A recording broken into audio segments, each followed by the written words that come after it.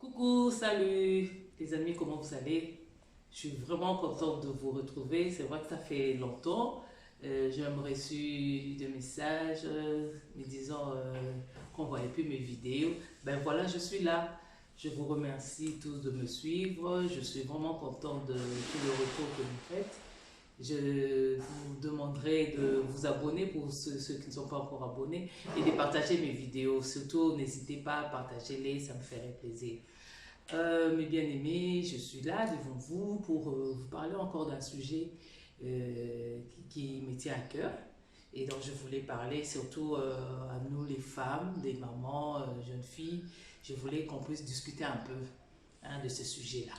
Je me dis, nous les femmes, nous aimons bien soigner notre apparence. Les femmes aiment bien prendre soin d'elles, comme j'aime bien le dire. Surtout lorsqu'elles sortent, elles aiment bien être bien coiffées, se maquiller, s'habiller. C'est vraiment quelque chose de bien. Moi, là, je suis partante. J'aime bien qu'une femme soit bien présentée. Vraiment, moi, ça me fait plaisir. Mais du coup, je me disais, prendre soin de soi, soigner son apparence, c'est une bonne chose. Mais maintenant, qu'en est-il de notre intérieur? Donc, quand je parle de l'intérieur, je parle de nos lieux d'habitation. Je me dis, les femmes, oui, de l'extérieur, nous nous présentons bien soignés. Et je me dis que vraiment, cela devait être aussi pareil chez nous, donc dans nos maisons. Être propre, ce n'est pas synonyme d'être riche. Parce que moi, je me dis, tu peux vivre dans une 2 pièces et bien la soigner, l'organiser, par rapport à quelqu'un qui vit dans une 4 pièces qui est désordonnée et sale. Donc, c'est ça. Moi, je me dis que ce n'est pas parce que pour être propre, il faut avoir beaucoup d'argent. Non, c'est vraiment pas ça. Soigner son intérieur, soigner sa maison, ça ne demande pas avoir des millions.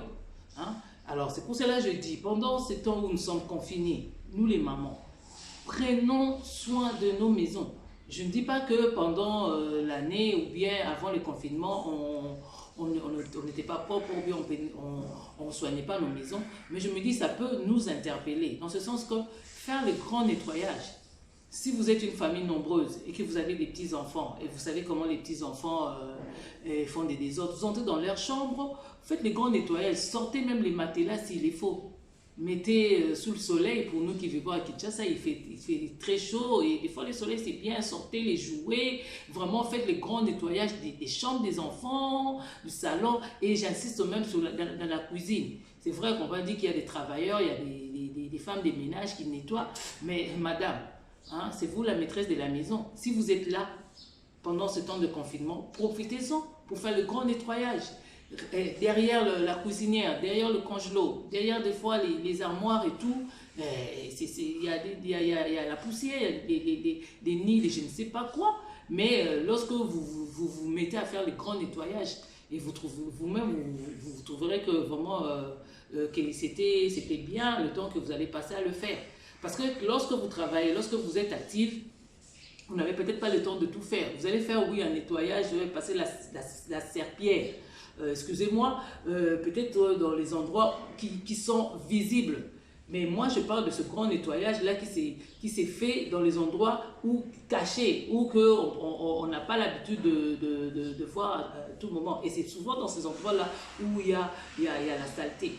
Et vous voyez, mesdames, et en parlant de la propriété de la maison, je vais prendre aussi le petit point, ce sous-point en disant, je vais parler de draps, hein, les essuies, qu'on appelle les serviettes de bain que nous appelons les essuies. Mesdames, moi je me dis, et les jeunes filles aussi, hein, parce qu'il ne faut pas me dire seulement non, il faut s'adresser aux mamans, aux femmes mariées et tout. Moi je dis non, toi tu es jeune fille, je me dis si tu es capable de t'acheter un téléphone d'un écrit, si tu es capable de t'acheter quoi ça, des cabellos, hein, comme on aime bien le mettre, mais là moi sont mes cheveux. Hein. Alors, qu'en est-il des serviettes de bain? Qu'en est-il de draps? Tu en as combien, ma chère? Hein? Parce que là aussi, ça fait partie de la propriété. Hein? Vraiment, une serviette de bain, à la limite, il faut l'avoir plus de 2. Vraiment. Si tu en as plusieurs, ça c'est encore une bonne chose. Mais n'avoir qu'une seule serviette, c'est vraiment déjà pas très bon. Parce que la serviette, tu dois les laver. Chaque fois que tu l'utilises, tu t'essuies, donc tu emportes des microbes, bon, tout ce qui était sur toi. Et il faut aussi le mettre à l'extérieur pour que ça puisse sécher. Bon, imagine que tu en as un seul. Et quand tu en as un seul, tu le gardes pendant combien de temps? Parce que j'ai fait aussi des recherches, je lis. On dit une serviette peut tenir pendant 10 ans. Mais quand on en a plusieurs pour faire l'échange, vous voyez. Et quand on n'en a qu'un seul, c'est pas intéressant. Alors je me dis, toi, une maman, toi, une jeune fille, si tu t'achètes des beaux téléphones, tu as tes vêtements, les chaussures et tout, et pense aussi aux serviettes de bain, ma chérie. Il faut y penser. Hein, les draps de lit. Hein, si ce n'est pas seulement les femmes mariées, parce qu'on dit que les femmes mariées doivent entretenir leur lit. Non. Toi aussi, la jeune fille entretient ta chambre en ayant des beaux draps. Hein, les dames. C'est vraiment, moi j'insiste sur ça, et surtout pour les familles nombreuses, comme je l'avais dit avant, maman, tu dois prendre soin de ta maison, des vêtements de tes enfants, des serviettes, des bains et des draps. Et je sais, peut-être les gens me diront, ben oui, la situation du pays et tout, mais moi je me dis, si dans une maison, si vous arrivez à que chacun puisse avoir sa brosse à dents, alors je me dis, il y en a de même pour les serviettes. Parce que vraiment, les serviettes de bain ne se partagent pas.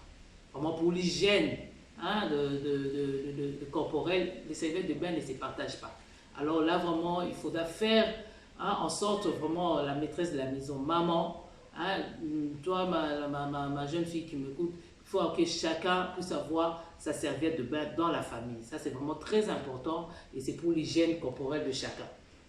Vraiment, c'est ce que je tenais à partager avec vous, mesdames.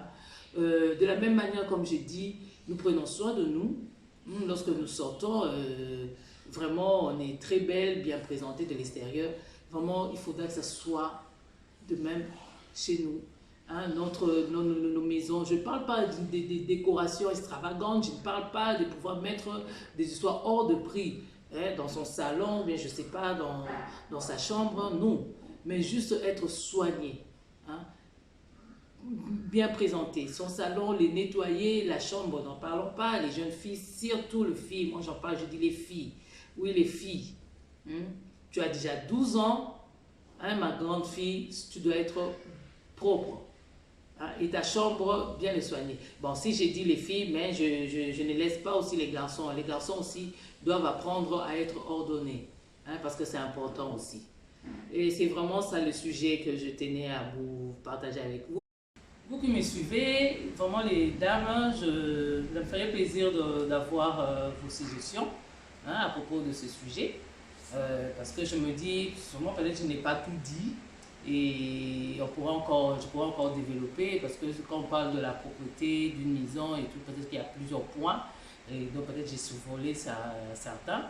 Et avec vos suggestions, donc ça me ferait plaisir de le recevoir et je pourrais aussi répondre. Et encore une fois de plus, merci de me suivre. Ça me ferait plaisir de vous revoir encore prochainement. Et je tiens juste à vous rappeler de prendre soin de vous, de rester chez vous comme il est demandé si vous n'avez rien à faire à l'extérieur. Et lorsque vous sortez, portez le masque comme il nous est demandé parce que le port du masque est devenu obligatoire. Portez les masques pour vous protéger et aussi protéger les autres au cas où vous serez déjà malade parce qu'on ne sait jamais. Alors, continuez à respecter toutes les mesures barrières qui nous sont dictées pour que nous puissions vraiment mettre fin à cette pandémie. Et pendant ce temps, moi je vous laisse. Merci.